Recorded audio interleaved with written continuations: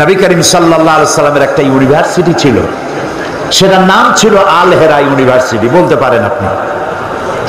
এটার চ্যান্সেলর হচ্ছেন আল্লাহ রাব্বুল আলামিন। এই বিশ্ববিদ্যালয়ের ভাইস চ্যান্সেলর হচ্ছেন মুহাম্মদুর রাসূলুল্লাহ সাল্লাল্লাহু আলাইহি ওয়াসাল্লাম। এর ছাত্র দেখেছেন? এই বিশ্ববিদ্যালয়ের ছাত্র আবু বকর, ওমর, উসমান, আলী, খাব্বাব, খুবাইব, আবু মুসা আশআরী, আমর ইবনুল আস, খালিদ বিন ওয়ালিদ, খাব্বাব, খুবাইব, আব্দুর রহমান বিন আউফ, আবু উবাইদা ইবনুল জাররাহ রিদওয়ানুল্লাহ তাআলা আলাইহিম আজমাইন। গোটা পৃথিবীর সব ইউনিভার্সিটি, সমস্ত কলেজ একত্রিত হয়ে হযরত আবু বকরের মতো একজন মানুষ বানাতে পারবে? হযরত ওমরের মতো একজন রুলার, একজন শাসক বানাতে পারবে? হযরত খালিদ বিন ওয়ালিদের মতো একজন সেনাপতি বানাতে পারবে? সুবহানাল্লাহ। এ হচ্ছে সেই কোরআন, যে কোরআন কৃতদাসদেরকে বাদশা বানাইছে, যে কোরআন মরুভূমির বেদুইনদেরকে ধরে রাষ্ট্রপ্রধান বানিয়ে দিয়েছে।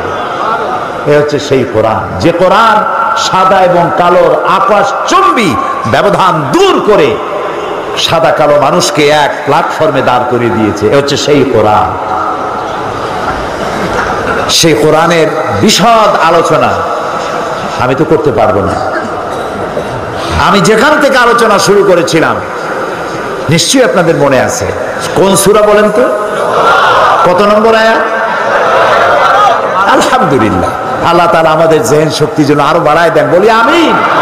কোরআন হাদিসের যা শুনি মৃত্যু পর্যন্ত আল্লাহ আমাদের ব্রেনের মধ্যে তা তুমি রেখে দিও এবং আমল করার তৌফিক দিও।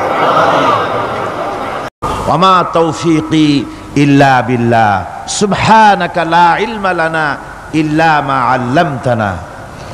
আল্লাহ পাকের কাছে তৌফিক চাই, তিনি যেন মেহেরবানি করে কোরআনে কারীমের দাওয়াত মানুষের সামনে পেশ করার মতো যোগ্যতা আমাদেরকে দেন এবং শোনার মতো, বোঝার মতো, আমল করার মতো তৌফিক আল্লাহ পাক যেন আমাদেরকে দান করেন। সবাই বলুন আমিন। কোরআনে কারীমের দাওয়াত হচ্ছে তাওহীদ প্রতিষ্ঠা করা। কোরআনের মূল দাওয়াত তাওহীদ প্রতিষ্ঠা করা, শিরক বর্জন করা এবং জীবনের সকল ক্ষেত্রে আল্লাহর গোলামি করা। এই তিনটি দাওয়াত। কটি দাওয়াত হলো? তিনটি। প্রথম হচ্ছে তাওহীদ প্রতিষ্ঠা করা, 2 নম্বরে শিরক বর্জন করা, 3 নম্বরে জীবনের সকল ক্ষেত্রে গোলামি হবে কার? আল্লাহ পাকের। একটি ইমারত, একটি বিল্ডিং নির্মাণ করতে হলে সর্বপ্রথম তার ভিত্তিকে দৃঢ়ভাবে গঠন করতে হবে, তার ফাউন্ডেশনকে মজবুত করতে হবে। ফাউন্ডেশন যদি দুর্বল হয় তার উপরে সুদৃঢ় ইমারত দাঁড়াতে পারে না। আপনি মনে করেন একটা বিল্ডিং বানাবেন, মাল্টি স্টোর বিল্ডিং, একটি বহুতল বিশিষ্ট একটা দালান বানাবেন। সেই দালানের ভিত্তিটা খুব মজবুত আপনি করলেন না, কিন্তু বিল্ডিংটা নির্মাণ করে তার চতুর্দিকে আপনি প্লাস্টিক পেইন্ট করলেন, তারপরে তাকে সুন্দর করে মোজাইক করলেন, টাইলস ব্যবহার করলেন, এরপরে আপনি অনেক কিছু করলেন এই বিল্ডিংয়ের জন্য, সুন্দর করে সাজালেন, গোছালেন। কিন্তু বলেন এই বিল্ডিংয়ের লংজিভিটি, এই বিল্ডিং দীর্ঘদিন টিকে থাকবে কথা কেউ কি আপনাকে বলবে? বলবে না, যেহেতু আপনার ফাউন্ডেশন নড়বড়ে, ফাউন্ডেশন মজবুত না। ফাউন্ডেশনটা যদি মজবুত হয় আর রং সং যদি কম হয়, কিচ্ছু আসে যায় না, আপনার এই ইমারত দীর্ঘস্থায়ী হবে বলে প্রকৌশলীরা বলবেন। ঠিক অনুরূপভাবে একটি আদর্শিক ইমারতের বেলায়ও একই কথা প্রযোজ্য। একটি আদর্শের ইমারত যদি কেউ গড়তে চায় তাহলে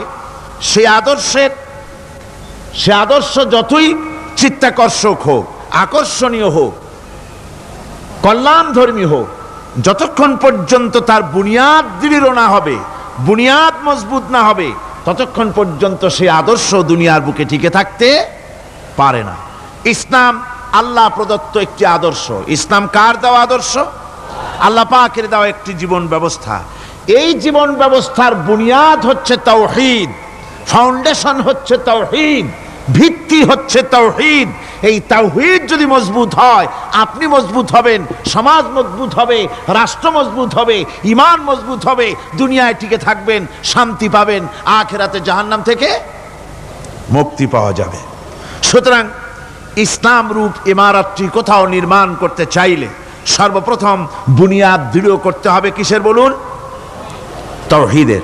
এবং এজন্যে সর্বপ্রথম যে দায়িত্ব আমাদের সেটা হলো সর্বাবস্থায় শিরক বর্জন করতে হবে। তাওহীদের বিপরীত হচ্ছে, ইমানের বিপরীত কি? কুফর। ইমানের বিপরীত কুফর, আর তাওহীদের বিপরীত শিরক। শিরককে সমূলে উৎপাটিত করতে হবে, এর ভিত্তি সহ, এর আস্তানা সহ শিরককে ধ্বংস করতে হবে। জীবনের প্রতিটি স্তর থেকে শিরক মুক্ত জীবন যাপন করতে হবে। এটাই হলো কোরআনে কারিমের দাওয়াত, এটাই হচ্ছে কোরআনে কারিমের সর্বপ্রথম দাওয়াত। কোরআনের মূল বক্তব্য হচ্ছে যে মানব গোষ্ঠীকে শিরক মুক্ত করে আল্লাহর গোলাম বানাও। কোরআনে কারিমে আল্লাহ পাক বলছেন, মা খালাকতুল জিন্না ওয়াল ইনসা ইল্লা লিয়াবুদুন, আমি মানব আর জিন জাতিকে সৃষ্টি করেছি শুধু আমার ইবাদতের জন্য। মা খালাকতুল জিন্না ওয়াল ইনসা, আমি মানুষ এবং জিন জাতিকে সৃষ্টি করি নাই, করেছি শুধুমাত্র ইবাদতের জন্য, অন্য কোনো কারণে করি নাই। কিসের জন্য করেছি? ইবাদতের জন্য, গোলামির জন্য। এই ইবাদত কাকে বলে? ইবাদত এটি হচ্ছে একটি ব্যাপক অর্থবহ শব্দ। এটা হচ্ছে, ইবাদত হচ্ছে আল্লাহর সন্তুষ্টি অর্জন করা জীবনের সকল ক্ষেত্রে। নামাজ, রোজা, হজ, যাকাত, সাদকা, ফিতরা, মাতা পিতার সন্তুষ্টি অর্জন, তাদেরকে ভালোবাসা, সৎ কাজের আদেশ করা, অসৎ কাজে বাধা প্রদান করা, প্রতিবেশীর হক আদায় করা, গরিব দুঃখী এতিমদের হক আদায় করা, আল্লাহর জিকির করা, কোরআনে কারীমকে তিলাওয়াত করা, আমলে সালেহ করা, এ সব কিছু ইবাদতের মধ্যে শামিল। এ সবগুলি কি? ইবাদতের ভেতরে শামিল। এভাবে আল্লাহ এবং তার রাসূলের প্রতি আনুগত্য প্রকাশ করা, আল্লাহর রহমতের আশা করা, আল্লাহকে ভয় করা, আল্লাহর প্রতি বিনয়ী হওয়া এবং আল্লাহর প্রতি একমুখী হওয়া, এ সব কিছুই ইবাদতের মধ্যে শামিল। এগুলি সবই হচ্ছে ইবাদত। এই ইবাদত হতে হবে কেবলমাত্র আল্লাহ পাকের জন্য। যত রাসূল এই পৃথিবীতে এসেছেন, আল্লাহ পাক যত নবী পাঠিয়েছেন, সমস্ত নবীরা মানুষদেরকে এই কথা স্মরণ করায় দিতেই পৃথিবীতে এসেছেন। কথা বুঝতে পেরেছেন? আম্বিয়া আলাইহিমুস সালাম দুনিয়ায় এসেছেন আল্লাহ পাকের বান্দাদেরকে এই কথাগুলি স্মরণ করিয়ে দিতে। দেখুন কোরআনে পাক বলছে, লাকাদ আরসালনা নূহান ইলা কওমিহি ফাকালা ইয়া কওমি ইবুদুল্লাহা মা লাকুম মিন ইলাহিন গায়রু। আল্লাহ পাক বলেন, আমি নূহকে তার কওমের জন্য অবতীর্ণ করেছি। নূহ আলাইহিস সালাম তার কওমকে ডেকে বলেছেন, হে আমার জাতি, হে আমার সম্প্রদায়, এক আল্লাহ ছাড়া তোমাদের কোনো ইলাহ নাই, তোমাদের কোনো মাবুদ নাই, উপাস্য নাই, এক আল্লাহর গোলামি করো, তার দাসত্ব করো। নূহ আলাইহিস সালাম এই দাওয়াত পেশ করেছেন। হুদ আলাইহিস সালাম সম্পর্কে কোরআন বলছে, ওয়া ইলা আদিন আখাহুম হুদা قال يا قوم اعبدوا الله ما لكم من إله غيره। আমি আদ সম্প্রদায়ের কাছে তাদের ভাই হুদকে পাঠালাম এবং তিনি এসে তার সমাজের কাছে বললেন, ইয়া কওমে, হে আমার জাতি, হে আমার সম্প্রদায়, উবুদুল্লাহ, এক আল্লাহর গোলামি করো, তিনি ছাড়া তোমাদের কোনো ইলাহ নাই, কোনো আইনদাতা নাই, বিধানদাতা নাই, শাসনকর্তা নাই। সালেহ আলাইহিস সালাম সম্পর্কে আল্লাহ পাক বলেন, ওয়া ইলা সামুদ আখাহুম সালিহান ক্বালা ইয়া কওমি ইবুদুল্লাহা মা লাকুম মিন ইলাহিন গায়রু। সালেহ আলাইহিস সালামকে তার জাতির কাছে, সামুদ জাতির কাছে তাদের ভাই সালেহকে পাঠালাম। তিনি জাতির কাছে গিয়ে বললেন, হে আমার জাতি, এক আল্লাহর গোলামি করো, তার দাসত্ব করো, তিনি ছাড়া তোমাদের কোনো ইলাহ নাই, আইনদাতা নাই, বিধানদাতা নাই। এভাবে শুআয়ব আলাইহিস সালামকে পাঠানো হলো মাদিয়ানবাসীদের জন্য এবং বলা হলো, তিনি এসে বললেন, হে আমার জাতি, এক আল্লাহ ছাড়া তোমাদের কোনো ইলাহ নাই। তো এ কথার দ্বারা আমরা কি বুঝলাম? সমস্ত নবীরাই আল্লাহর গোলামির দাওয়াত দিয়েছেন। কোন নবী বলেন নাই ও আমার জাতি তোমরা আমার গোলামি করো, কেউ বলেছেন? জোরে বলেন, কেউ বলেছেন? বলেননি। সমস্ত পয়গম্বরের আম্বিয়া আলাইহিমুস সালাম সবাই বলেছেন আল্লাহ পাকের গোলামি করো, তার আনুগত্য করো। আল্লাহ রাব্বুল আলামিন বলেন প্রত্যেক জাতির নিকট আমি রাসূল প্রেরণ করেছি, কোন জাতি বাদ পড়ে নাই। ওয়ালাকাদ বা'সনা ফি কুল্লি উম্মাতির রাসূলা আন ইবুদুল্লাহা ওয়াজতানিবুত তাগুত। আমি প্রত্যেক জাতির জন্য রাসূল প্রেরণ করেছি। সবাই এসে রাসূল পয়গম্বরের দাওয়াত দিয়েছেন আন ইবুদুল্লাহ, এক আল্লাহর গোলামি করো, এক আল্লাহর দাসত্ব করো। ওয়াজতানিবুত তাগুত, আর তাগুতকে বর্জন করো। তাগুতের অর্থ মনে আছে আপনাদের? তাগুত যাদের মনে নেই আবার শোনাই। তাগুত বলা হয় সেই শক্তিকে যে শক্তি শুধু নিজেই আল্লাহর আইন অমান্য করে না, অন্যদেরকেও আল্লাহর আইন অমান্য করতে বাধ্য করে, সেই শক্তিকে বলা হয় তাগুত। আল্লাহ পাকের সমস্ত নবীরা বলেছেন এক আল্লাহর গোলামি করো, তাগুতকে বর্জন করো। কোরআনে কারীম বলছে ফামান ইয়াকফুর বিত্তাগুতি ওয়া ইউমিন বিল্লাহি ফাকাদ ইসতামসাকা বিল উরওয়াতিল উসকা লা ইনফিসামা লাহা ওয়াল্লাহু সামিউন আলিম। ফামান ইয়াকফুর বিত্তাগুত, যারা তাগুতকে অস্বীকার করেছে, ওয়া ইউমিন বিল্লাহ, এবং এক আল্লাহর উপরে বিশ্বাস স্থাপন করেছে, ফাকাদ ইসতামসাকা বিল উরওয়াতিল উসকা, তারা এমন এক মহান, এমন এক দৃঢ় অবলম্বন গ্রহণ করেছে যা তাকেই কোনো কিছুই তাকে ধ্বংস করতে পারবে না, বিচ্ছিন্ন করে দিতে পারবে না, ক্ষতিগ্রস্ত করতে পারবে না, বিপর্যস্ত করে দিতে পারবে না, এমন এক অবলম্বন সে গ্রহণ করেছে। তাগুতকে বর্জন করতে হবে এবং আল্লাহর উপর ঈমান আনতে হবে, আল্লাহর গোলামি করতে হবে। এই কথাই কোরআনে কারীমের মধ্যে আল্লাহ সুবহানাহু ওয়া তাআলা বারবার বলেছেন, গোলামি করতে হবে আল্লাহ পাকের। সমস্ত নবীরা বলেছেন ইয়া কওমি, নবীরা কি বলেছেন? হে আমার জাতি। এই দাওয়াত যখন আমাদের নবী দিলেন, বিশ্ব নবী যখন এই দাওয়াত দিলেন, আল্লাহ রাব্বুল আলামিন তার মুখ থেকে এই দাওয়াত যখন পেশ করালেন, তখন তিনি দাওয়াতটা এভাবে দিলেন, ইয়া কওমি বললেন না। হুজুর কি ইয়া কওমি বলেছেন? কখনো বলেন না ইয়া কওমি। আল্লাহ হুজুরের মুখ দিয়ে কথা বের করার নাই, যেহেতু হুজুর তো আঞ্চলিক নবী নন, হুজুর তো গোত্রভিত্তিক নবী নন, রাসূল করিম সাল্লাল্লাহু আলাইহি ওয়াসাল্লাম কোন ভাষাভিত্তিক নবী নন।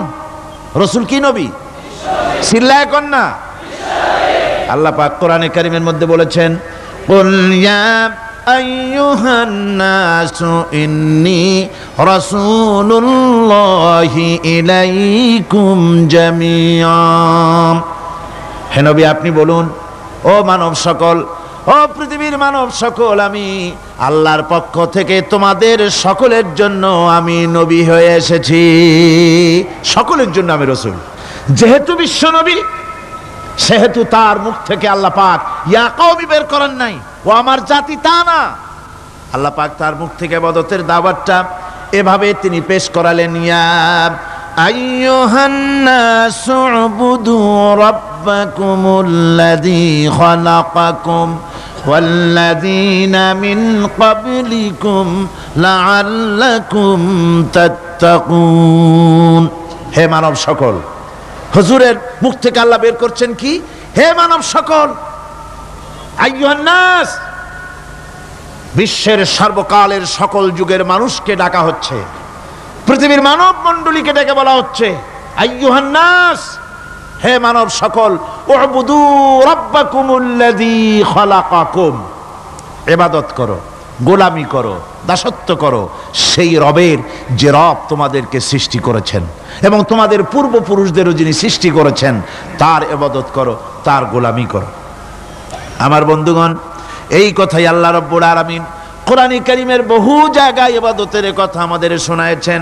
ওয়া কাদা রাব্বুকা আল্লা তা'বুদু ইল্লা ইয়াহু, তোমার রবের পক্ষ থেকে কথা চূড়ান্ত হয়েছে, এ ফয়সালা হয়ে গিয়েছে, সিদ্ধান্ত হয়ে গিয়েছে যে একমাত্র ইবাদত করতে হবে আল্লাহ পাকের। ইবাদত করতে হবে কার? আল্লাহ পাকের। এই ইবাদতের অর্থটা কি? এই ইবাদতের মানে কি? মানে হচ্ছে জীবনের সব জায়গায় গোলামিটা হবে কার? আল্লাহর গোলামি হবে, আল্লাহর আনুগত্য হবে, অর্থাৎ আল্লাহর হুকুম মাফিক জীবন চালাতে হবে। সেই ইবাদত আমরা মনে করেছি নামাজ হচ্ছে ইবাদত, রোজা হচ্ছে ইবাদত, যাকাত হচ্ছে ইবাদত, সদকা ফিতরা ইত্যাদি হতেছে ইবাদত, এগুলিকে ইবাদত মনে করেছি। কিন্তু মনে রাখতে হবে শুধু নামাজ, রোজা, হজ, যাকাত ইবাদত নয়। জীবনের মুসলমানদের সব কাজগুলি ইবাদতের মধ্যে হতে হবে, অর্থাৎ আল্লাহর হুকুম অনুযায়ী কাজ করলে তার নাম হবে ইবাদত। ব্যবসা করবেন, হুকুম মানবেন কার? জোরে কোন কার? জমিন চাষ করবেন, হুকুম মানবেন কার? আইন আদালত চালাবেন, কোর্ট কাছারি করবেন, আইন মানবেন কার? রাজনীতি করবেন, আইন মানবেন কার? সমাজনীতি চালাবেন, আইন মানবেন কার? জীবনের সব ক্ষেত্রে তার আইন মানতে হবে। আমরা এগুলিকে ইবাদত মনে করি না। আমাদের দেশের লোকেরা, এক শ্রেণীর লোকেরা এটাকে ইবাদত মনে করে না, ইবাদত মনে করে শুধুমাত্র নামাজ। আচ্ছা, নামাজ যদি শুধুমাত্র ইবাদত হয় তাহলে তার অর্থ কি দাঁড়াবে? তার অর্থ দাঁড়াবে এই যে 24 ঘন্টার ভিতরে নামাজ পড়তে সময় লাগে কতক্ষণ? কত? 5 ওয়াক্ত নামাজ পড়তে, উজু করে পবিত্র হয়ে জান নামাজ বিছায়া 5 ওয়াক্ত নামাজ পড়তে খুব বেশির বেশি 1 ঘন্টাই লাগুক। জি, 1 ঘন্টা, 100 ঘন্টা। তাহলে কি হলো অর্থ? অর্থ এই হবে 24 ঘন্টার ভিতরে আপনি 1 ঘন্টা 100 ঘন্টার জন্য আল্লাহর গোলাম, বাকি 22.5 ঘন্টা 23 ঘন্টার জন্য শয়তানের গোলাম হতে রাজি আছেন কেউ? রোজা যদি শুধুমাত্র ইবাদতের নাম হয় তাহলে তার অর্থ দাঁড়াবে 12 মাসের ভিতরে 1 মাসের জন্য আপনি আল্লাহর গোলাম, আর 11 মাস শয়তানের গোলাম। কে কে হবেন হাত তুলে দেখান তো। বোঝে নাই সেজন্য হাত উঁচু করছে। বাকি 11 মাসের জন্য শয়তানের গোলাম হতে কেউ রাজি আছেন? তাহলে বোঝা যাচ্ছে নামাজ রোজাই শুধুমাত্র ইবাদত নয়। যেমন মানুষের হাত, এটার নাম কি? এটার নাম কি? এটার নাম কি? এক একটা অঙ্গের এক একটা নাম। চোখ, নাক, মুখ, হাত, পা, এক একটার এক একটা নাম। তাহলে মানুষটা কই? সবটা মিলে মানুষ। সবটা মিলে কি হলো? মানুষ হলো। অনুরূপ ভাবে নামাজ শুধু ইবাদত নয়, রোজা শুধু ইবাদত নয়, এগুলি হচ্ছে ইবাদতের অঙ্গ, ইবাদতের পার্ট। নামাজ, রোজা, হজ, যাকাত, সদকা, ফিতরা, ভালোবাসা, মানুষের প্রতি ভালোবাসা, পরের উপকার করা, মা বাপকে মহব্বত করা, শ্রদ্ধা করা, ভালো কাজের আদেশ করা, অসৎ কাজের নিষেধ করা, এর সমস্ত কাজগুলো মিলিয়ে হচ্ছে ইবাদত। কথা বুঝতে পেরেছেন? এই অর্থে নামাজ পড়াও ইবাদত, নামাজ না পড়াও ইবাদত। রোজা রাখাও ইবাদত, রোজা না রাখাও। মনের মধ্যে চিন্তায় পড়ে গেছেন হয়তো এখন যে নামাজ পড়া তো ইবাদত বুঝলাম, না পড়া ইবাদত, এ আবার কোন ফতোয়া দিলেন? রোজা রাখা ইবাদত, আবার না রাখা ইবাদত, এটা কেমন কথা বললেন? চিন্তা আসতে পারে। হ্যাঁ, কথা ঠিকই। নামাজ পড়া ইবাদত, না পড়াও ইবাদত। সর্বক্ষণ আপনি নামাজ পড়েন, জায়েজ আছে, কিন্তু 24 ঘন্টার ভিতরে 3টা সময় নামাজ পড়া হারাম। কোন কোন সময়? ঠিক সূর্য উদয় হওয়ার সময়, ঠিক সূর্য মাথার উপরে থাকার সময়, আর ঠিক অস্তগামী হওয়ার সময়। এই 3 সময় নামাজ পড়া সম্পূর্ণ নিষিদ্ধ। এই 3 সময় নামাজ না পড়াটাই ইবাদত। আল্লাহর হুকুম মানতেছেন, নিষেধ করা হয়েছে নামাজ পড়ো না, পড়বেন না। আবার রোজা রাখা, সারা বছর রোজা রাখেন, সওয়াব হবে, কিন্তু বছরের 2 ঈদের 5 দিন রোজা রাখাকে হারাম করা হয়েছে। এই সময় রোজা না রাখাটাই। তাহলে কি বোঝা গেল? বোঝা গেল এই জীবনের সমস্ত কাজগুলি আল্লাহর হুকুম মাফিক হওয়ার নামই। আপনি ব্যবসা করতে যাবেন, ওজনে যদি কম না দেন, খাদ্যে যদি ভেজাল না দেন, আর আপনি যদি সততাপূর্ণ ব্যবসা করেন, যতক্ষণ ব্যবসার ওই দোকানে বসা থাকবেন, ফ্যাক্টরিতে বসা থাকবেন, ততক্ষণ পর্যন্ত আপনার ইবাদত হবে। আপনি চাকরি করবেন, আপনি যে কোনো কাজ করেন না কেন আল্লাহর হুকুম মাফিক যদি হয় ইবাদত হয়ে যাবে। এই জন্য আল্লাহ রাব্বুল আলামিন ইবাদত করার জন্যই মানুষকে তৈরি করেছেন। মানুষের কাজ হলো আল্লাহর গোলামি করা, আল্লাহর হুকুম পালন করা। এই হুকুম পালন করতে গিয়ে আল্লাহ পাক হুকুম পালনের জন্য বলছেন ওয়াবুদুল্লাহ ওয়া লা তুশরিকু বিহি শাইআ। ওয়াবুদুল্লাহ, আল্লাহর ইবাদত করো, আল্লাহর গোলামি করো, আর তার সাথে কোনো শরীক স্থাপন করো না। পৃথিবীর মধ্যে আমরা তো সুখ শান্তি চাই, দুনিয়ায় দুমুঠো খেতে চাই, দুই মুঠো যদি খেতে চাই, পড়তে চাই, পৃথিবীর মধ্যে যদি শান্তিতে থাকতে চাই, তাহলে ইবাদত করা লাগবে। ইবাদত করলেই খাবার পাওয়া যাবে। ইবাদত করলে কি পাওয়া যাবে? খাবার পাওয়া যাবে। আল্লাহ রাব্বুল আলামিন কোরআনে কারীমের মধ্যে বলেছেন ফালইয়াবুদু রাব্ব হাযাল বাইত আল্লাযী আত'আমাহুম মিন জু'ইন ওয়া আমানাহুম মিন খাউফ। কুরাইশদেরকে বলছেন, ও কুরাইশরা, এই ঘরের মালিকের ইবাদত করো। কোন ঘর? কাবা ঘর। এই কাবা ঘরের মালিক কে? আল্লাহ। এই ঘরের মালিকের ইবাদত করো। কি হবে তাহলে? এই ঘরের মালিকের ইবাদত যদি করো, দাসত্ব যদি করো, আনুগত্য যদি করো, তার গোলামি যদি করো, তাহলে কি হবে? আল্লাযী আত'আমাহুম মিন জু', তিনি তোমাদের ক্ষুধার সময় খেতে দিবেন। সুবহানাল্লাহ কর। ক্ষুধার সময় খাবার পাবে।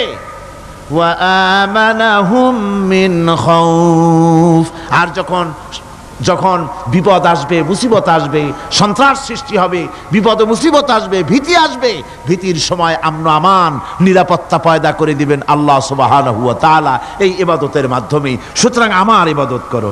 আর যদি জান্নাতে যেতে চাও, কি বলেন, আমরা কি বেহেশতে যেতে চাই? আর যারা কথা কইলেন না, আমরা কি জান্নাতে যেতে চাই? অবশ্যই আল্লাহর জান্নাতে যেতে চাই। আল্লাহ পাক বলেন, আমার জান্নাতে যদি যেতে চাও তাহলে ইবাদত করা ছাড়া পথ নাই। ফাদখুলি ফি ইবাদি ওয়াদখুলি জান্নাতি, আমার বান্দার মধ্যে শামিল হও, আমার গোলামির মধ্যে শামিল হও, আমার ইবাদত করো জীবনের সকল ক্ষেত্রে, আমার গোলামির মধ্যে শামিল হও, আমার জান্নাতে চলে যাও। সুবহানাল্লাহ বিহামদি। আমার গোলাম হওয়া ছাড়া, আমার গোলামি করা ছাড়া জান্নাত পাওয়া যাবে না। আমার বন্ধুগণ, এবার আল্লাহ রাব্বুল আলামিন বলছেন, যদি আমার সঙ্গে দেখা করতে চাও, আল্লাহর সঙ্গে যদি কোনো বান্দা দেখা করতে চায়, আমরা আল্লাহরে দেখতে চাই কিনা? চাই কিনা আল্লাহকে দেখতে? আল্লাহ পাক বলছেন, আমারে যদি দেখতে চাও, ফামান কানা ইয়ারজু লিকা রাব্বিহি ফালইআমাল আমালান সালিহান ওয়ালা ইউশরিক বিইবাদাতি রাব্বিহি আহাদা। আমার সঙ্গে যদি দেখা করতে চাও, তোমাদের মধ্য থেকে কেউ যদি আমার সাথে দেখা করতে চায়, সে যেন ভালো কাজ করে, ভালো আমল করে, আর আমার ইবাদতের সঙ্গে কাউকে যেন শরীক না বানায়, তাহলেই আমার সঙ্গে কিয়ামতে দেখা হয়ে যাবে। জোরে বলেন সুবহানাল্লাহ। আল্লাহর সঙ্গে দেখা করতে হলে তার ইবাদত করতে হবে, গোলামি করতে হবে, এবং কাউকে শরীক স্থাপন করা যাবে না। এই গোলামি করতে হবে, ইবাদত করতে হবে কতদিন? আল্লাহ রাব্বুল আলামিন বলছেন, ওয়া'বুদ রাব্বাকা হাত্তা ইয়াতিয়াকাল ইয়াকিন। ইবাদত করো, গোলামি করো, যতক্ষণ পর্যন্ত নিশ্চিত সেই সময়টি এসে না যায়, তার মানে মৃত্যু পর্যন্ত আমার গোলামি করতে থাকো। মৃত্যু পর্যন্ত গোলামি হবে কার? আল্লাহ সুবহানাহু ওয়া তাআলা। সেই আল্লাহ পাকের গোলামি জীবনের সকল ক্ষেত্রে করতে হবে, মৃত্যু পর্যন্ত সব ক্ষেত্রে গোলামি হবে আল্লাহর। আল্লাহর গোলামি হচ্ছে আল্লাহ যা নিষেধ করেছেন তার থেকে ফিরতে হবে, আর যা আদেশ করেছেন সেগুলি মানতে হবে। যারা নিজেদের সৃষ্টির উদ্দেশ্য বোঝে না, আল্লাহর সামনে মাথা নত করার পরিবর্তে অহমিকতা করে, অহংকার করে, আল্লাহর সামনে মাথা নত করে না, ইবাদত করে না আল্লাহ, তাদের সম্পর্কে আল্লাহ রাব্বুল আলামিন বলছেন, ইন্নাল্লাযীনা ইস্তাকবিরুনা আন ইবাদাতি সায়াদখুলুনা জাহান্নামা দাখিরিন। যারা আমি আল্লাহর সঙ্গে অহংকার করে, আমার ইবাদত করে না, আমার গোলামি করে না, আমার সামনে মাথা নত করে না, অহংকার অহমিকতা করে যারা জীবন চালায়, আমি কিয়ামতের দিন তাদেরকে লাঞ্ছিত করব আর জাহান্নামে পাঠাবো। যারা আল্লাহর গোলামি করবে না, আল্লাহর ইবাদত করবে না, অস্বীকার করবে আল্লাহর গোলামিকে, অহমিকতা করে চলবে, তাদের জায়গা হবে কোথায়? জাহান্নামের মধ্যে। সুতরাং মানুষের মর্যাদা বাড়ে আল্লাহর গোলামিতে। মর্যাদা বাড়ে কিসে? আল্লাহর গোলামিতে। গোলামি করলেই মর্যাদা বাড়বে। এই জন্য আল্লাহ পাক কোরআনের মধ্যে, কোরআনে কারীমের মধ্যে সবচেয়ে মাহবুব, আল্লাহ পাকের মাহবুব বান্দাদের কথা যখন বলেছেন তখন নাম নেন নাই, আব্দুন শব্দ ব্যবহার করেছেন, গোলাম বলেছেন, বান্দা বলেছেন। আমার বান্দা। বান্দা হচ্ছে মানুষের জন্য সবচাইতে বড় ডিগ্রি আল্লাহর পক্ষ থেকে। আলিম, উলামা, পীর, বুজুর্গ, সাহাবী, পেগম্বর, নবী, রসুল, সবচাইতে বড় খিতাব হচ্ছে আব্দ। আল্লাহর গোলাম হওয়া, আল্লাহর প্রিয় ডাক হচ্ছে আব্দ। মানুষকে আল্লাহ যাকে সবচেয়ে বেশি ভালোবাসেন, যাদেরকে বেশি ভালোবাসেন, তাদেরকে আব্দ বলেছেন। কি বলেছেন বলুন? আব্দ, বান্দা। আল্লাহ পাক এই পৃথিবীতে সবচাইতে বেশি ভালোবেসেছেন কাকে? মুহাম্মদুর রাসূলুল্লাহ সাল্লাল্লাহু আলাইহি ওয়াসাল্লামকে। তাকে আল্লাহ পাক সবচাইতে বেশি ভালোবাসেন। এবার দেখুন আল্লাহ রাব্বুল আলামিন তার হাবিবকে কি নাম দিয়ে ডাকতেছেন? নাম নেন নাই, নবী এবং রাসূলও বলেন নাই। কোরআনে কারীমের ভিতরে রব্বুল আলামিন তার হাবিবকে আব্দ বললেন। যেমন দেখুন, ইন কুনতুম ফি রাইবিম মিম্মা নাযালনা আলা আবদিনা, আমি যে কিতাব নাজিল করেছি আমার বান্দার উপরে, তোমাদের যদি সন্দেহ হয়, এই যে বান্দা আমার আব্দের উপরে নাজিল করেছি, এই আব্দকে মুহাম্মদুর রাসূলুল্লাহ সাল্লাল্লাহু আলাইহি ওয়াসাল্লাম আব্দ, অর্থাৎ সবচেয়ে প্রিয় ডাক হচ্ছে আল্লাহর পক্ষ থেকে বান্দার জন্য আব্দ। স্নেহপূর্ণ নাম, স্নেহপূর্ণ ডাক, মহব্বতপূর্ণ ডাক। অন্য আয়াতে আমরা দেখতে পাই, তাবারাকাল্লাযী নাযালাল ফুরকানা আলা আবদিহি লিয়াকুনা লিল আলামিনা নাযীরা। অতীব বরকতপূর্ণ সেই মহান সত্তা যিনি তার বান্দার উপরে ফুরকান নাজিল করেছেন। হুজুরের নাম নেন নাই, রাসূল বলেন নাই, বলেছেন আব্দ। কি বলেছেন? আব্দ, আমার বান্দা। এরপরে আল্লাহ রাব্বুল আলামিন অন্য আয়াতে বলেছেন, সুবহানাল্লাযী আসরা বিআবদিহি লাইলাম মিনাল মাসজিদিল হারামি ইলাল মাসজিদিল আকসা। সমস্ত দুর্বলতা, অক্ষমতা থেকে মুক্ত সেই মহান সত্তা যিনি তার বান্দাকে রাতের একটি অংশে ইসরা করিয়েছিলেন। এখানে আব বলে আল্লাহ পাক বুঝিয়েছেন কার কথা? কার কথা বুঝালেন? রাসূল করিম সাল্লাল্লাহু আলাইহি ওয়াসাল্লামের কথা, তার কথাই বুঝালেন। তিনি হচ্ছেন আব। সুতরাং আবদিয়ত, গোলামি, আল্লাহর গোলামি হলো জীবনের সবচাইতে বড় কথা। আল্লাহর গোলাম হওয়ার চাইতে বড় আর কিছু নাই পৃথিবীতে। আমরা হচ্ছে আল্লাহর গোলাম। জোরে বলেন আমরা কি? আমরা যে গোলাম, সে কথা বলতে মনে হয় কারো কারো একটু লজ্জা লাগে যে আমি চৌধুরী মানুষ বা অমুক একটা লোক, অমুক একজন সম্মানী লোক, গোলাম আমি, এটা বলা কি লজ্জার কথা। এরকম একটু মনে মনে কোনো অসুবিধা কারো হয় নাকি? জোরে কোন তো আমরা কি? কার গোলাম? সুবহানাল্লাহি বিহামদিহি, আল্লাহর গোলাম। আমরা এমন মহান সত্তার গোলাম, মহান সত্তার বান্দা, যার সমকক্ষ এই পৃথিবীতে কেউ নাই, আকাশেও কেউ নাই। প্রচন্ড ক্ষমতার মালিক এমন এক মহান সত্তার গোলাম আমরা। সুতরাং গোলামিটা করতে হবে সব ক্ষেত্রে। গোলামিটা হচ্ছে না, আমাদের গোলামি হচ্ছে না। আমাদের জমিনে আমরা জমিন চাষ করি, আল্লাহর গোলামি সেখানে করি না। জমিন চাষ করতে গিয়ে, লাঙ্গল দিয়ে চাষ করতে গিয়ে পরের জমিনের আইল ঠেলে না, এমন এলাকা খুব কম আছে। অবশ্য চট্টগ্রামের কথা ভিন্ন, এখানে ঠেলাঠেলি করে না, এখানেও করে। তো কেমন গোলাম হলাম? জমিনে চাষ করতেছি, পরের জমিনের আইল ঠেলতেছি, যা নিষেধ করা হয়েছে আমরা সেটা করতেছি। আল্লাহ নিষেধ করছেন সুদ খেও না, আমরা সে সুদের মধ্যে যাচ্ছি। আল্লাহ নিষেধ করেছেন জুয়া খেলতে, সেই জুয়া খেলা হচ্ছে। মদ খেতে নিষেধ করেছেন, সেই মদ খাওয়া হচ্ছে। অর্থাৎ যা যা নিষেধ করা হয়েছে সমাজের মধ্যে সেগুলি বেশি করে চলতেছে, ঠিক কিনা? তাহলে কি বান্দা হতে পারলাম? বান্দা হতে পারি নাই, গোলাম হতে পারি নাই। গোলাম হতে হবে আল্লাহ পাকের। কি হতে হবে জোরে কোন? গোলাম হতে হবে জীবনের সকল ক্ষেত্রে। আল্লাহর হক বান্দার উপরে কি, আর বান্দার উপরে আল্লাহর হক কি, এ ব্যাপারে একটি হাদিস এসেছে। ওয়ান মুআজ বিন জাবাল রাদিয়াল্লাহু তাআলা আনহু قال كنت رديف النبي صلى الله عليه وسلم على حمار فقال لي يا معاذ أتدري ما حق الله على العباد وما حق العباد على الله। হযরত মুআজ বলছেন, আমি রাসূল করিম সাল্লাল্লাহু আলাইহি ওয়াসাল্লামের গাধার পৃষ্ঠে হুজুরের পেছনে বসা ছিলাম। হুজুর আমাকে জিজ্ঞেস করলেন, মুআজ তুমি কি জানো বান্দার উপরে আল্লাহর হক কি আর আল্লাহর উপরে বান্দার হক কি? কুলতু আল্লাহু ওয়া রাসূলুহু আ'লামু, বললাম আল্লাহ এবং তার রাসূল খুব ভালো জানেন। আমি কি করে জানবো?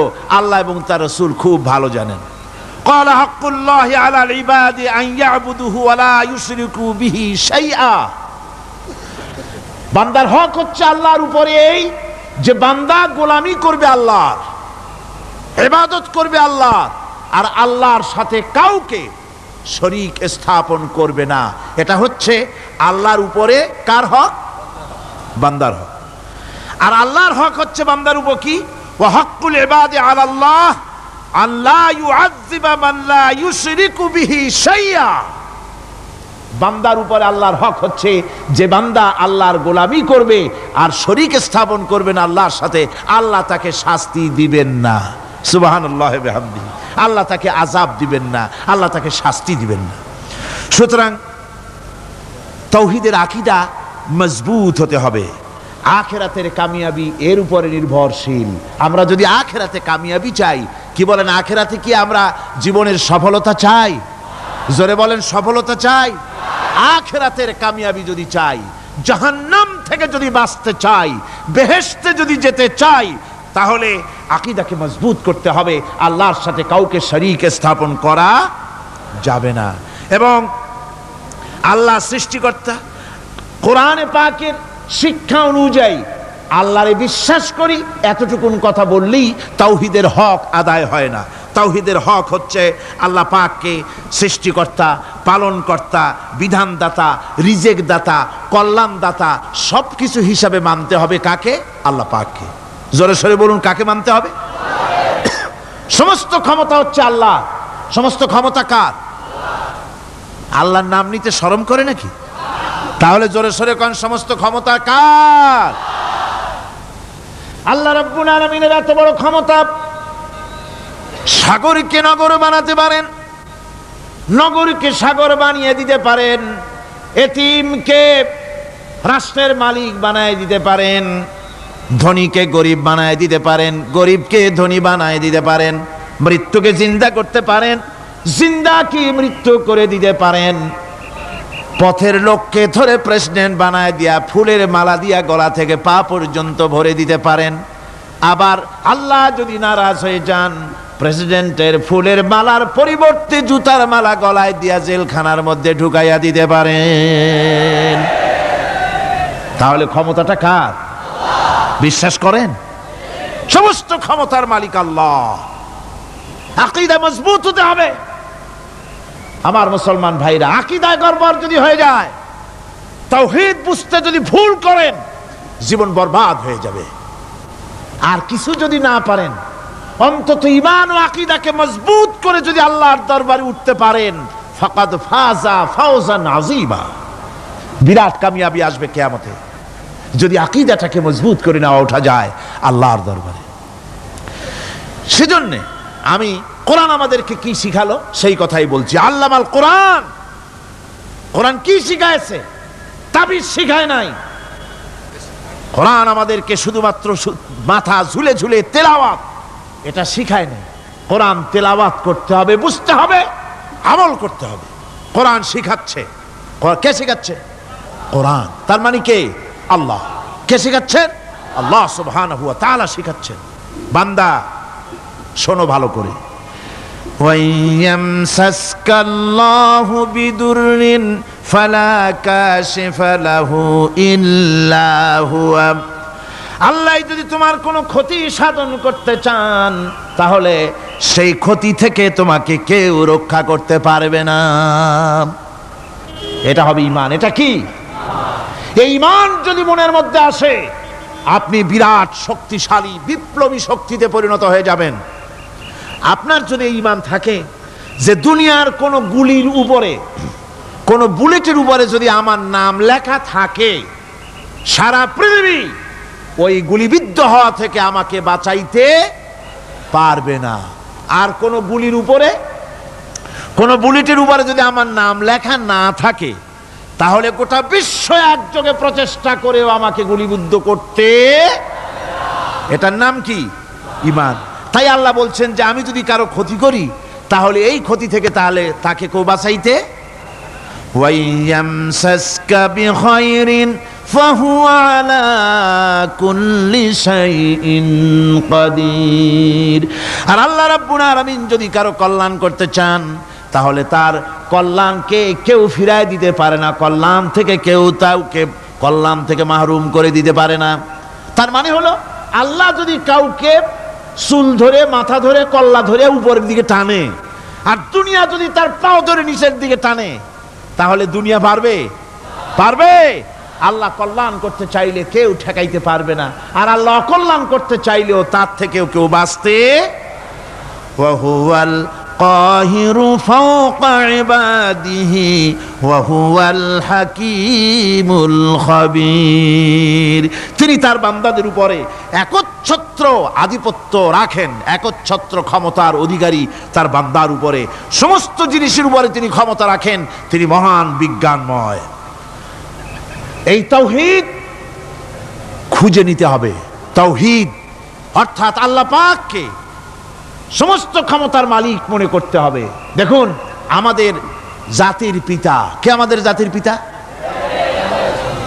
মনে আছে তো? ভুল টুল করেন না তো? ভুল টুল করবেন না। আমাদের জাতি আত্মভোলা, মাঝে মধ্যে ভুল টুল করে বসে, আন্দাজে ভান্দাজে একটা বানায় বসে। আসলে জাতির পিতা মুসলমানদের কে? ইব্রাহিম আলাইহিস সালাম তাওহীদকে খুঁজছেন। এই কোরআন শরীফ আল্লাহ পাক বলছেন তাওহীদ তালাশ করতেছেন। কে স্রষ্টা? সর্বোচ্চ ক্ষমতার মালিক কে? হযরত ইব্রাহিম আলাইহিস সালাম তার এই তাওহীদ খোঁজার, তাওহীদ অন্বেষণ কাহিনীটাকে রব্বুল আলামিন কোরআনে কারীমের ভিতরে জায়গা দিয়ে দিলেন দুনিয়ার মানুষকে বোঝাবার জন্য, শোনাবার জন্য। ফালাম্মা জান্না আলাইহিল লাইলু রাআ কাওকাবান ক্বালা হাযা রাব্বী। তিনি রব সন্ধান করছেন। কে আমার স্রষ্টা? সর্বোচ্চ ক্ষমতার মালিককে, আইনদাতাকে, বিধানদাতাকে, স্রষ্টাকে কে? তিনি তাকে খুঁজছেন। মনের ভিতরে চিন্তা, মস্তিষ্কে চিন্তা। হঠাৎ করে রাত এলো, পশ্চিম গগনে সুন্দর এক তারকা উদিত হলো, সান্ধ্য তারা। সন্ধ্যার সময় যে তারাটা ওঠে সেটা ছোট না বড়? বড়। সেটা সারা রাত থাকে না অল্প সময় থাকে? অল্প সময় থাকে। সান্ধ্য তারা দেখে ইব্রাহিম আলাইহিস সালাম বললেন হাযা রাব্বী, পেয়ে গেছি আমার রব, এটাই আমার রব, এটাই হচ্ছে আমার স্রষ্টা, এটাই হচ্ছে সর্বময় ক্ষমতার মালিক। আল্লাহ পাক বলেন, ইব্রাহিম আলাইহিস সালাম তাকিয়ে থাকলেন। কিছুক্ষণ পরে এই তারকা যখন অস্তমিত হয়ে গেল, ইব্রাহিম আলাইহিস সালাম তখন বললেন ফালাম্মা আফালা ক্বালা লা উহিব্বুল আফিলিন। যে জিনিস অস্তমিত হয়ে যায় তাকে আমি মহব্বত করি না, পছন্দ করি না, সে রব হতে পারে না। যে রব হবে তার আবার উদয়স্ত কিসের? কিছুক্ষণ পরে চন্দ্র উদিত হলো, চাঁদ দেখে ইব্রাহিম আলাইহিস সালাম বললেন, ফালাম্মা রাআল কমারা বাযিগান ক্বালা হাযা রাব্বি। চাঁদ দেখে বললেন, এটাই আমার রব, এটাই আমার স্রষ্টা, এটাই আমার বিধানদাতা। ফালাম্মা আফালা ক্বালা লাইন লাম ইয়াহদিনি রাব্বি লাআকুনান্না মিনাল কওমিদ যাল্লিন। চাঁদ যখন অস্তমিত হয়ে গেল, ইব্রাহিম আলাইহিস সালাম তখন বললেন, আমার প্রকৃত পক্ষের যিনি প্রভু, যিনি আমার রব, তিনি যদি আমারে সত্যিকারের পথ না দেখান তাহলে আমি গোমরাহ হয়ে যাব, গোমরাহদের পথভ্রষ্টের অন্তর্ভুক্ত হয়ে যেতে পারি। চিন্তা করতেছেন আমার রবকে। তারকা দেখলাম অস্তমিত হয়ে গেল, চাঁদ দেখলাম ডুবে গেল, তাহলে আমার রবকে? সকাল চলে যাওয়ার পর যখন দেখলেন পূর্ব দিগন্ত থেকে সূর্য উদিত হয়েছে ডগমগ করে, সূর্যকে দেখে তিনি বললেন, ফালাম্মা রাআশ শামসা বাযিগাতান ক্বালা হাযা রাব্বি হাযা আকবার। সূর্যকে দেখে বললেন, এটাই আমার রব আর এটাই বড় রব। যেহেতু চাঁদের আলো ছিল স্নিগ্ধ, সূর্যের আলো অত্যন্ত প্রখর, চাঁদের দিকে তাকানো যেত, সূর্যের দিকে তাকানো যায় না। এটাই আমার রব এবং বড় রব। হযরত ইব্রাহিম আলাইহিস সালামের এই ভুলও ভেঙে গেল। সন্ধ্যার আগমনে সূর্য যখন অস্তমিত হয়ে গেল, ইব্রাহিম আলাইহিস সালাম তখন ঘোষণা করলেন, ফালাম্মা আফালাত ক্বালা ইয়া কওমি ইন্নী বারিউম মিম্মা তুশরিকুন। সূর্য অস্তমিত হয়ে গেলে পরে তিনি বললেন, ইয়া কওমে, ও আমার জাতি, তোমরা যে জিনিস দিয়ে শিরক করো আল্লাহ রাব্বুল আলামিনের সাথে, আমি তার থেকে সম্পূর্ণ মুক্ত। আমি তোমাদের অন্তর্ভুক্ত মুশরিক নই। আমার রবকে আমি চিনে ফেলেছি। সুবহানাল্লাহ, আমার রবকে আমি চিনেছি। ইব্রাহিম আলাইহিস সালাম ঘোষণা করলেন, ইন্নী ওয়াজ্জাহতু ওয়াজহিয়া লিল্লাযী ফাতারাস সামাওয়াতি ওয়াল আরদা হানিফা। জানেন আপনারা এটা? পড়েন, ইন্নী ওয়াজ্জাহতু ওয়াজহিয়া লিল্লাযী ফাতারাস সামাওয়াতি ওয়াল আরদা হানিফা ওয়ামা আনা মিনাল মুশরিকিন। নিশ্চয়ই আমার এই মুখমণ্ডলকে ফিরাই দিলাম, দুনিয়ার সব দিক থেকে মুখ ফিরাইয়া আমার এই মুখ ফিরালাম সেদিকে, সেই স্রষ্টার দিকে যিনি আকাশ, জমিন, চন্দ্র, সূর্য, গ্রহ, নক্ষত্র, সৌররাজি, মানব মণ্ডলী সব কিছুকে যিনি সৃষ্টি করেছেন, আমি তার দিকে আমার মুখকে ফিরিয়ে দিলাম। তিনি ছাড়া কোনো রব নাই, প্রভু নাই, আর আমি মুশরিকদের অন্তর্ভুক্ত নহি। হযরত ইব্রাহিম আলাইহিস সালাম তাওহীদকে বুঝে ফেললেন, আল্লাহকে চিনে ফেললেন। আমার বন্ধুগণ, আজ মুসলমান হয়ে আমরা আল্লাহকে চিনতে পারি নাই, আল্লাহর ওয়াহদানিয়তকে আমরা বুঝতে পারি নাই। একদিকে আমরা মুসলমানও, আর একদিকে আমরা মূর্তিও গড়ি, আবার মূর্তির পূজাও আমার মুসলমানেরা করে থাকে। জোরে কন নাউযুবিল্লাহ। ভাস্কর্যের নাম করে মূর্তি তৈরি করা হচ্ছে বিভিন্ন জায়গায়, হচ্ছে না? আমার ভাইয়েরা, ভাস্কর্যের নাম করে, চেতনার নাম করে শহরে শহরে, বিশ্ববিদ্যালয়ের অঙ্গনে মূর্তি বানানো হতেছে, আর বলা হচ্ছে অমুক চেতনা, এটা অমুকের চেতনা, তমুকের চেতনা, এটা ভাস্কর্য বলা হতেছে। আসলে সমস্ত মূর্তি হতেছে মূর্তি। এই মূর্তিগুলি বিনাশ করার জন্যই আল্লাহর নবী এসেছিলেন। হুজুরকে প্রশ্ন করা হয়েছে, লিমা বয়স্তা, কেন প্রেরিত হয়েছেন, দুনিয়ায় কেন এসেছেন? নবী বলেছেন, বয়স্তু লিকাসরিল আসনাম, এসেছি পৃথিবীর বুকে মূর্তি বিনাশ করার জন্য। জোরে বলেন সুবহানাল্লাহ। মূর্তি ধ্বংস করার জন্য এসেছি।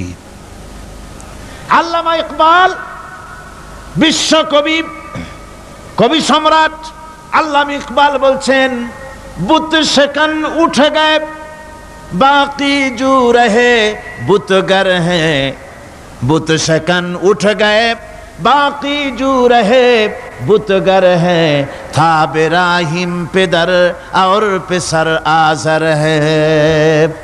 বুত সেখান উঠে গए, যারা প্রতিমা ভাঙতে এসেছিল পৃথিবীতে তারা বিদায় হয়ে গিয়েছেন। আজকে যারা বেঁচে আছে তারা ইসলামের নামে, মুসলমানের নামে প্রতিমা তৈরি করছে, মূর্তি তৈরি করছে। থা ইব্রাহিম পিদার और পিসার আজর হয়। এক সময় ছিল এমন যখন আজরের ঘরে ইব্রাহিম পয়দা হয়েছে, আর আজ ইব্রাহিমের ঘরে আজর পয়দা হচ্ছে। বন্ধুগণ, আল্লাহর ইবাদত পরিপূর্ণভাবে আল্লাহর জন্যই হতে হবে। মূর্তির সাথে, মূর্তি তৈরি করার সংস্কৃতির সাথে মুসলমানদের কোনো সম্পর্ক থাকতে পারে না।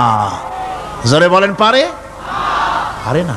বিশ্ববিদ্যালয়ের অঙ্গনে, রাস্তার মোড়ে মোড়ে চেতনার নাম করে মূর্তি যারা বানাচ্ছেন গায়ের জোরে, আল্লাহর কসম, আল্লাহর দরবারে উঠতে হবে একদিন, সেদিন মজা টের পাবে। কারে বলে চেতনা?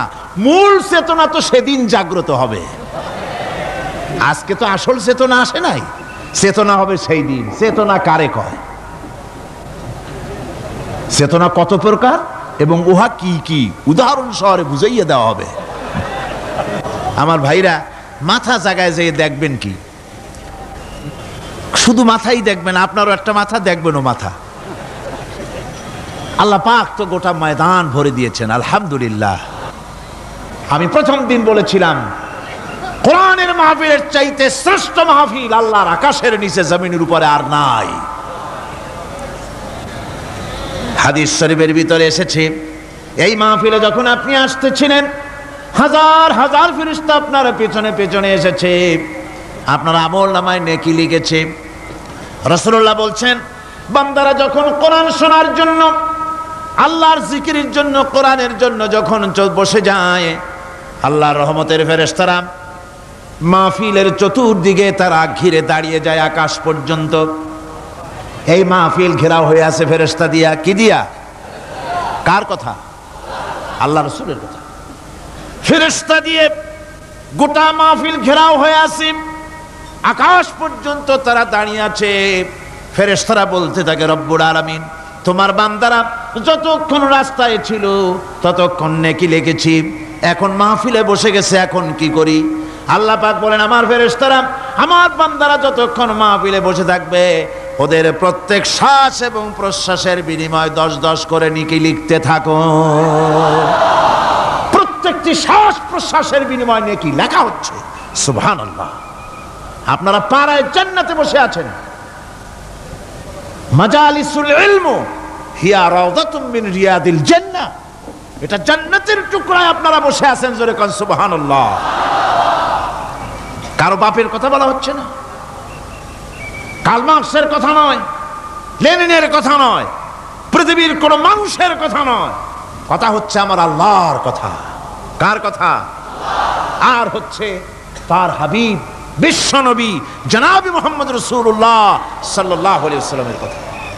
আমার ভাইয়েরা, সুতরাং তাওহীদ, তাওহীদ, তাওহীদকে বুঝতে হবে, বিশ্বাস করতে হবে, তাওহীদের উপরে জীবন গড়তে হবে। তাওহীদ হচ্ছে বিশ্ব মানবতার জন্য ঐক্যের প্রতীক। তাওহীদই পারে বিশ্ব মানবতাকে ঐক্যবদ্ধ করতে, আর কোনো জিনিসই পারে না। আমার ভাইরা, কোরআনে কারীম বলছে, কুল ইয়া আহলাল কিতাবি তাআলাউ ইলা কালিমাতিন সাওয়াইম বাইনানা ওয়া বাইনাকুম আল্লা না'বুদা ইল্লাল্লাহ। ঐক্যের কথা, বিশ্বব্যাপী মানব মণ্ডলীর ঐক্যের কথা, ইউনিটির কথা, স্বাধীনতার গ্যারান্টির কথা, মানবতার কথা, মানুষকে বেঁচে থাকার কথা। হে নবী বলুন, হে আহলে কিতাবেরা, এসো তোমরা, আমরা, তোমরা আর আমরা এমন একটা কথায় ঐক্যবদ্ধ হই যা তোমাদের জন্য আর আমাদের জন্য সমভাবে প্রযোজ্য। কথাটা কি? কথাটা হচ্ছে আল্লাহ না'বুদা ইল্লাল্লাহ, আল্লাহ ছাড়া কারো গোলামি করব না, আল্লাহ ছাড়া কারো গোলামি করব না। এটা মানো, ও দুনিয়ার মানুষ, খ্রিস্টান হও, ইহুদি হও, হিন্দু হও, নাসারা হও, আওয়ামী লীগ হও, বিএনপি হও, জাসদ হও, খাসদ হও, বাসদ হও, যেই হও না কেন, যারা মানুষ সব এক হয়ে যাও, আল্লাহ ছাড়া কারো গোলামি করব না।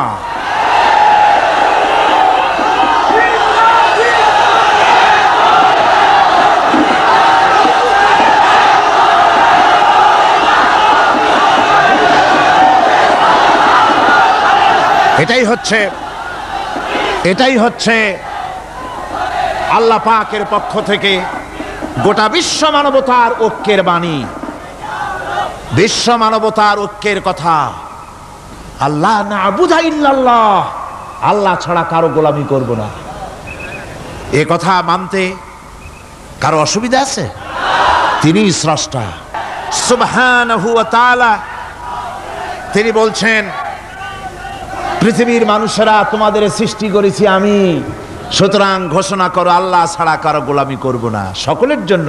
কি সুন্দর কথা, সাওয়াইম বাইনানা ওয়া বাইনাকুম, তোমাদের জন্য আর আমাদের জন্য সমান, তোমরাও আল্লাহরে মানো আমরাও আল্লাহরে মানি, সুতরাং আল্লাহর গোলামি করতে অসুবিধা কোথায়? ওয়ালা নুশরিকা বিহি শাইআ, আর আল্লাহর সাথে কারো শরীক স্থাপন করো না।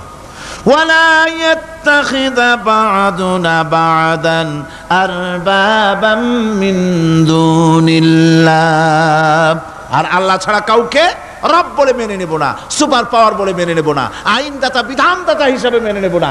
এই কথা যদি জগৎবাসী স্বীকার করত, আপনার স্বীকার করলে পরে ইউএনও লাগবে না, ইউনাইটেড নেশনস অর্গানাইজেশন লাগবে না, সেন্টো লাগবে না, সিয়াটো লাগবে না, আসিয়ান লাগবে না, সার্ক লাগবে না, কিচ্ছু লাগবে না। এই তিনটা কথা মানলেই সারে দুনিয়াবাসী। কয়টা কথা? আজকে শান্তি হয়ে গেছে পৃথিবীর মানুষের কাছে। সোনার হরিণ, সোনার হরিণ আছে নাকি? নাই। সোনার হরিণ যেমন ঘোড়ার ডিম, ঘোড়ার ডিম বোঝেন তো, নামে আছে কাজে নাই। সোনার হরিণ ওই রকম। শান্তি আজকে পৃথিবীর মানুষের কাছে সোনার হরিণ। শান্তির জন্য কত চেষ্টা করলো পৃথিবীর মানুষ, লিগ অব নেশনস তৈরি হলো, ইউনাইটেড নেশনস অর্গানাইজেশন তৈরি হলো, সেন্টো সিয়াটো আসিয়ান সার্ক, কত কিছু হলো। 7টা দেশ মিলে সার্ক তৈরি করলো। শান্তির জ্বালায় আমরা অস্থির নাকি আমার বন্ধুগণ? সুতরাং আজকে 3টা কথায় পৃথিবীর শান্তি ফিরে আসতে পারে। কয়টা কথা? মাত্র 3টি কথায় এই উত্তপ্ত পৃথিবী, অশান্ত পৃথিবী, পৃথিবীর এই অশান্তিময় প্রজ্বলিত পৃথিবী, মানুষেরা যেখানে জ্বলছে আর জ্বলছে, সেই পৃথিবীতে শান্তি আসতে পারে মাত্র 3টি কথায়। আল্লাহ না'বুদা ইল্লাল্লাহ, আল্লাহ ছাড়া কারো গোলামি করব না, আর আল্লাহর সাথে কাউকে শরীক স্থাপন করব না, আল্লাহ ছাড়া কারো প্রভুত্ব মানব না। 3টা কথায় পৃথিবীতে আবার শান্তি ফিরে আসতে পারে।